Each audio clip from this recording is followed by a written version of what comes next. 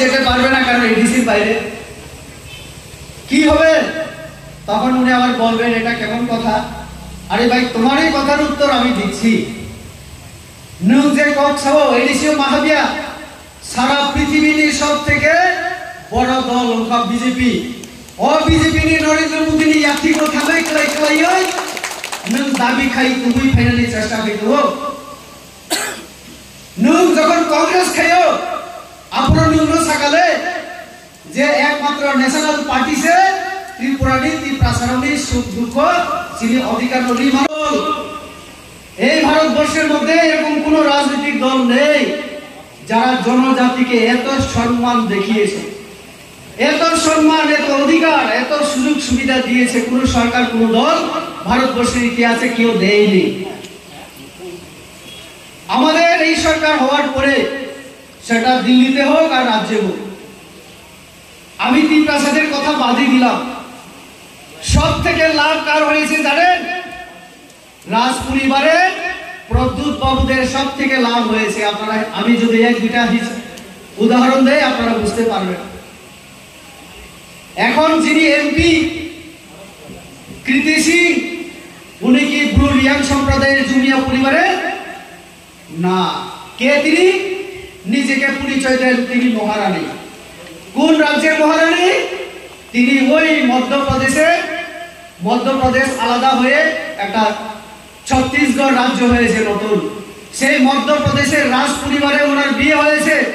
আজকে থেকে 30-40 বছর আগে, 40 বছর যাবৎ ওনার সঙ্গে ত্রিপুরার কোনো সম্পর্ক নেই। হঠাৎ ইলেকশন এলো, ওনার ভাই প্রদ্যুৎ বাবু ওনাকে আনলেন, বললেন আমার বড় বোন রাজ পরিবারের মহারানী, মধ্যপ্রদেশের মহারানী। ত্রিপ্রাসার কথা উনি বুঝেন না আপনারাই বুঝতে পারবেন। অর্থাৎ সংসদে যেখানে আইন তৈরি হয়, এই সংসদে জনপ্রতিনিধি নির্বাচনের মূল ক্ষমতা হচ্ছে জনগণের হাতে। তার জন্য আমাদের এখানে গণতন্ত্র আছে, সংসদীয় গণতন্ত্র। সংসদীয় গণতন্ত্রে যে কোনো ব্যক্তি, যে কোনো মুঝে দে দো, এই কথা যদি কৃত বিক্রম দাঁড়িয়ে বলতেন, ইন্দিরা গান্ধী, রাজীব গান্ধী, জওহরলাল নেহরুদের সঙ্গে কাজ করেছিলেন, তো আজকে আমাদের ব্রু জাতি, জনজাতি, আমাদের এই অবস্থা আজকে থাকার কথা ছিল না। উনারই ছেলে ওই পরিবার থেকে তিনি স্বপ্ন দেখিয়েছেন আমাদেরকে। ইমাম ফুলুকা ত্রিপ্রাসারণ এক খাইয়েছিলেন যে নতিশাইরিকা আবার সাকা রেটা ত্রিপ্রালেন নুং আবার তবকিত আসা আবার নরেন্দ্র মোদী বলুন নুং যখন সাকা আসেন মিলে কাম খেলে তখন जों সাকা ঠিক আছে ফাইদি নুং সারাবো নরক সারাবো जों সরকার চলে মানো যিনি 33-34 জন এমএলএ তো কোনো দরকার নেই, যখন খুশি থাকারই থাকলি, যখন সরকার থেকে বেরিয়ে যাওয়ার ইচ্ছা তুমি চলে যেতে পারো। আমরা তো সবসময় বলছি, আসার সময় আমরা ডাকিনি, তুমি বলেছিলে যে মিলেমিশে কাজ করব, তার জন্য আমরা তোমাকে নিয়েছিলাম। এখন তুমি যে কোনো সময় চলে যেতে পারো, গণতান্ত্রিক অধিকার আছে তোমার, বেঁধে রাখবো না আমরা তোমাকে।